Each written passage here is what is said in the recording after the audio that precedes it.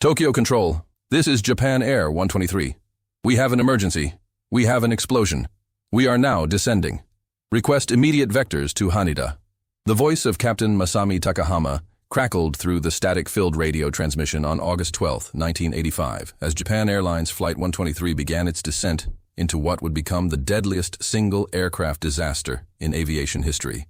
In the failing light of that summer evening, 524 souls aboard a Boeing 747 found themselves trapped in a metal coffin hurtling through the Japanese mountains, experiencing 32 minutes of pure terror that would forever change how we understand aircraft design, maintenance protocols, and the devastating consequences of a single structural failure.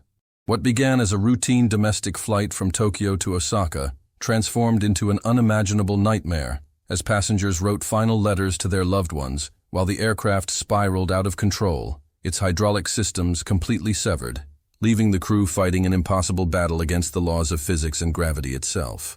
The aircraft that would carry 524 people to their fate was a Boeing 747 registration JA8119, a variant specifically designed for short-haul domestic routes with higher passenger capacity. Japan Airlines had operated this particular aircraft for over 11 years, and it had accumulated more than 25,000 flight hours across nearly 19,000 cycles, making it one of the most utilized aircraft in the JAL fleet. The 747 was known for its reliability, but this aircraft carried a hidden weakness that had been growing silently for 7 years, a microscopic crack that would eventually tear the aircraft apart. On that fateful Monday evening, the aircraft was under the command of Captain Masami Takahama, a highly experienced pilot with over 12,400 flight hours, accompanied by First Officer Yutaka Sasaki and Flight Engineer Hiroshi Fukuda, forming what should have been a routine crew for what should have been a routine flight. The passenger manifest told stories of ordinary people living ordinary lives, families returning from Tokyo vacations, business travelers heading to Osaka, children visiting grandparents, all unaware that they were boarding what would become a flying tomb. Flight 123 departed Tokyo Haneda Airport at 6:12 p.m. local time, 12 minutes behind schedule, climbing into clear skies with perfect visibility and calm winds.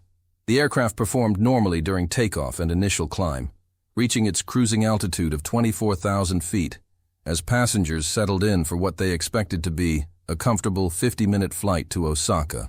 Many passengers had already begun preparing for landing, reading newspapers, enjoying refreshments, or gazing out at the Japanese countryside passing below them. Children pressed their faces against windows, watching the world shrink beneath them, while business travelers reviewed documents for tomorrow meetings they would never attend. The cabin crew moved efficiently through the aisles, providing the exceptional service that Japan Airlines was known for, creating an atmosphere of calm professionalism that masked the growing structural crisis developing in the aircraft rear pressure bulkhead. At exactly 6:24 p.m., 12 minutes after takeoff, passengers and crew heard what many described as a loud bang, followed by what sounded like rushing air. The aircraft suddenly experienced an explosive decompression as the rear pressure bulkhead, weakened by years of microscopic crack propagation from an improper repair performed by Boeing in 1978, finally failed catastrophically. The failure was so violent that it severed all 4 hydraulic systems simultaneously, leaving the massive 747 without any flight control authority. Oxygen masks dropped from the ceiling as the cabin pressure plummeted, and passengers found themselves in the terrifying position of needing to breathe through masks while their aircraft began an uncontrolled descent. The explosive decompression was so severe that it blew away a large portion of the vertical stabilizer and damaged the elevators, making the aircraft nearly impossible to control through conventional means. Captain Takahama immediately declared an emergency, his voice steady despite the catastrophic situation unfolding around him. Tokyo Control, this is Japan Air 123. We have an emergency. We have an explosion. We are now descending. Request immediate vectors to Haneda. The words were calm and professional, but they carried the weight of understanding that he and his crew were facing an unprecedented emergency.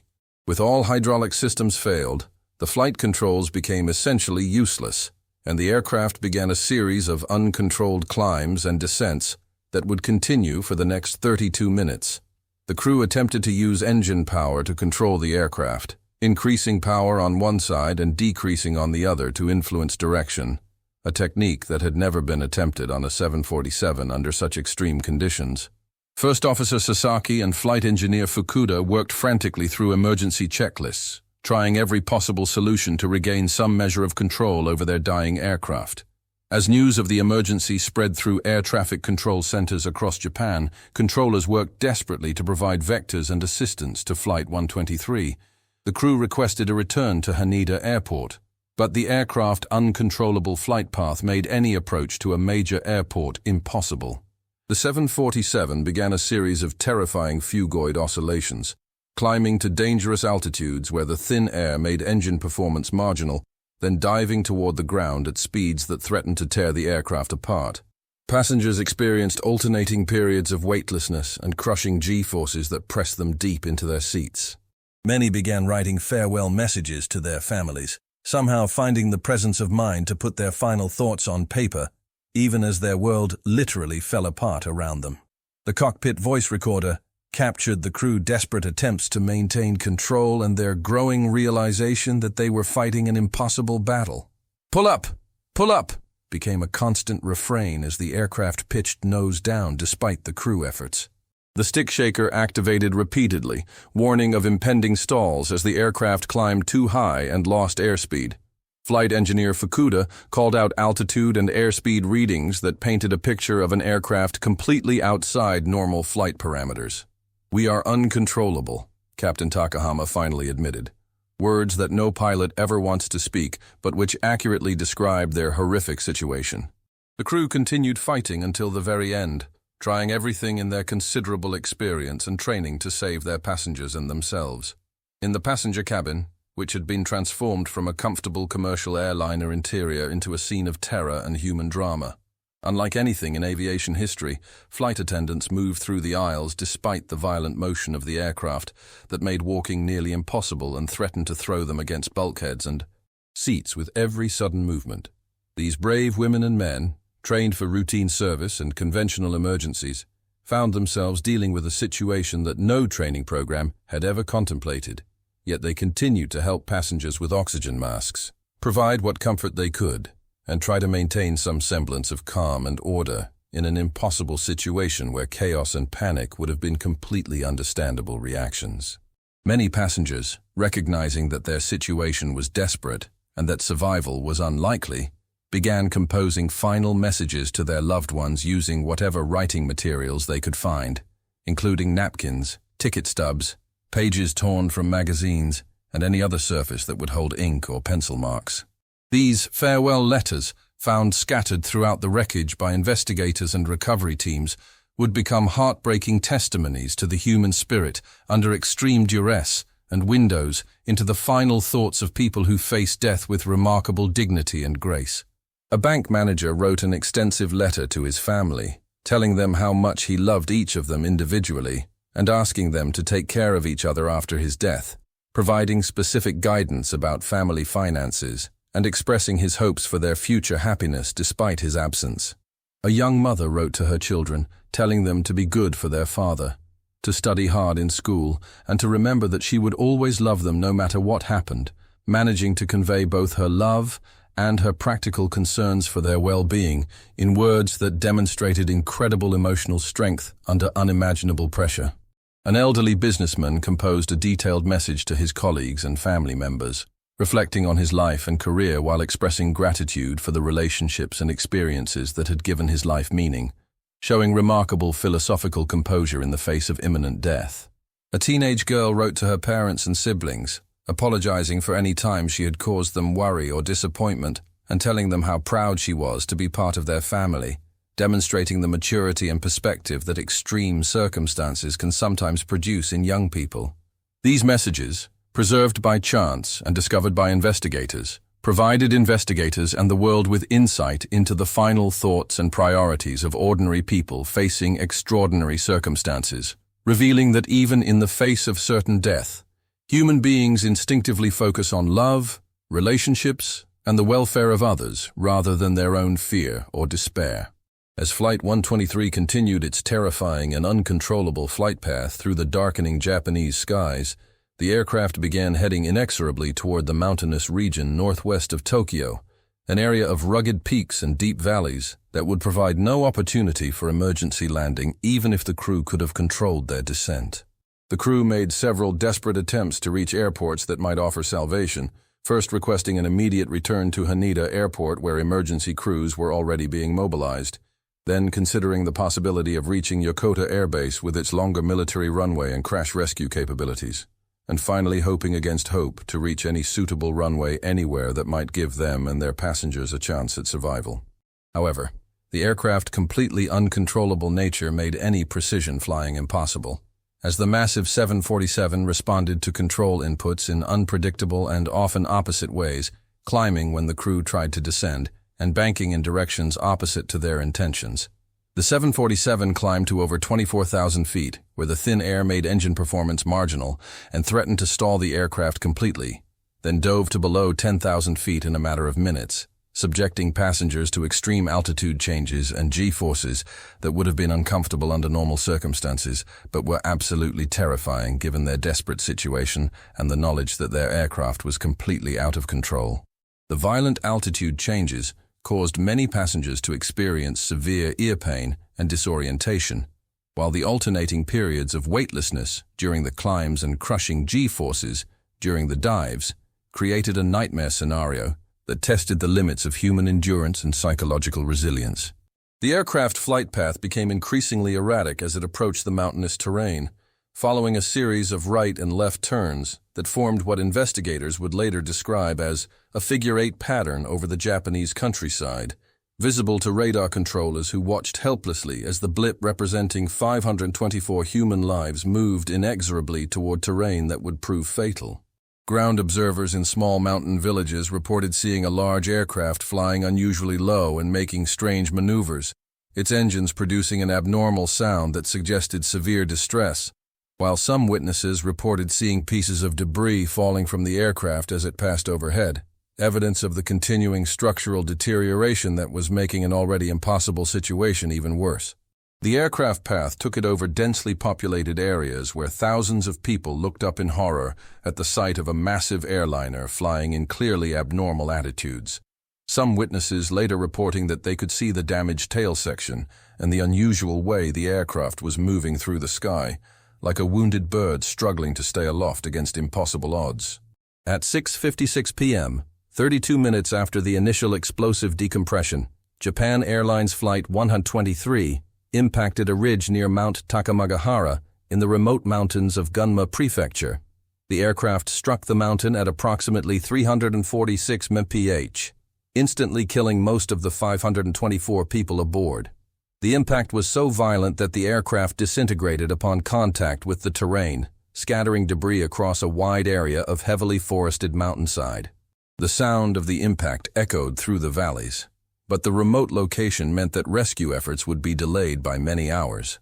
4 passengers miraculously survived the initial impact, all women and girls who had been seated in the rear of the aircraft where the fuselage remained somewhat intact. Their survival in the midst of such complete destruction stands as testament to the random nature of disaster and the incredible resilience of the human body under extreme circumstances.